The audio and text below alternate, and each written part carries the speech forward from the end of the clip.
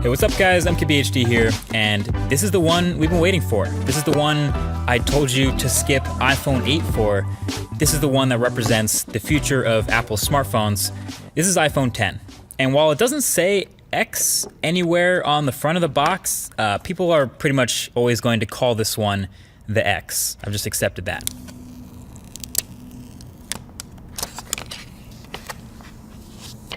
So this is your first look at the unboxing experience, and spoiler, it's pretty much exactly the same as iPhone 8 was, and almost every other iPhone. Headphones, adapters, stickers, it's all in the box, but I guess it's a good thing there's no surprises here. And so you can see right here off the bat, it's a really shiny, chromy, reflective phone. This is the silver one, and you can see how shiny the sides are. The space gray one though is a bit more toned down. And so the only thing that was actually new during the setup of iPhone 10 is now you set up Face ID during first boot instead of the fingerprint Touch ID. But yeah, this is brand new, and it's been a couple weeks since we last saw this phone at that Apple event, so seeing it again for the second time is kind of a reminder of all the things that are new about this thing.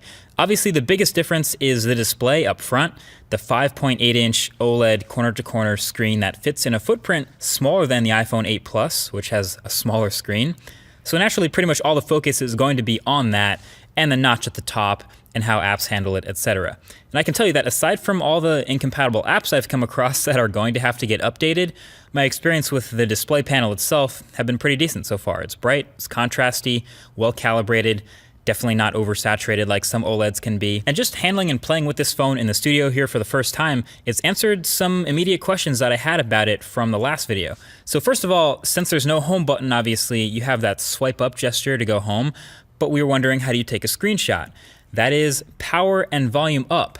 So that's the new screenshot combo for iPhone 10. And then since holding the power button now goes to Siri, how do you turn the phone off?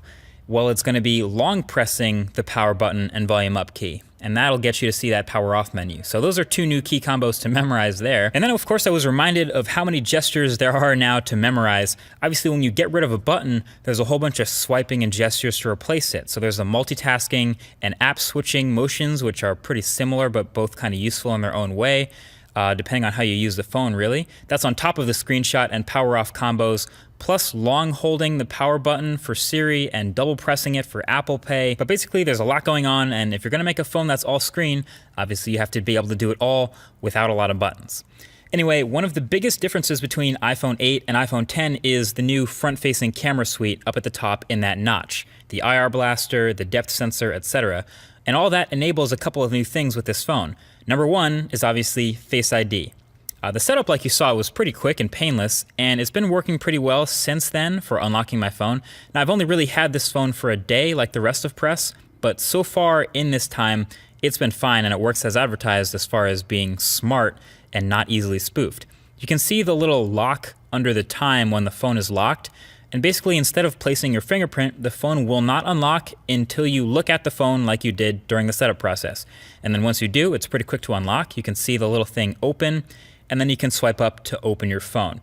And sure enough, it doesn't work with a picture of you. It doesn't work when you're looking away. It doesn't work when your eyes are closed. It just basically waits until it sees what it saw during that setup process, and then it's good to go. So no, your girl can't unlock your phone while you're asleep with your eyes closed, for those of you who are wondering that. I do have some further thoughts on this Face ID versus Touch ID though, so stay tuned for that in an upcoming video. And I do want to see if I can fool it with identical twins maybe, just out of curiosity.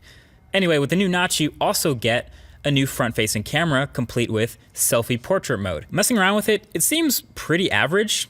Interestingly enough, that Pixel 2 that I've been testing seemed way more confident with the front-facing camera portraits than the iPhone 10. Now there's no doubt both of these will get better with time and software updates, but just from turning on portrait mode, switching the front-facing camera, and snapping a picture, these are the types of results you're gonna get. There's a pretty big difference between the two if you ask me, especially if you're looking at edges and hair and things like that. And sometimes the iPhone just didn't want to blur the background at all, just got really picky about the lighting.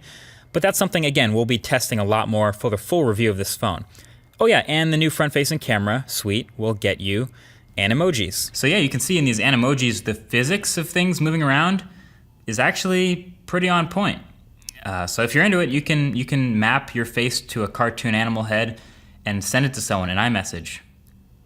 But you still can't edit tweets though. So overall, there's a lot to test with the iPhone 10 now that I have it in my hands finally. As a matter of fact, definitely leave your thoughts right below that like button with things you want to see in the full review. Most likely things like battery life, camera quality, app performance, all that good stuff. But don't let me miss anything. But until then, definitely get subscribed for the upcoming videos on the channel. Thanks for watching, and I'll talk to you guys in the next one.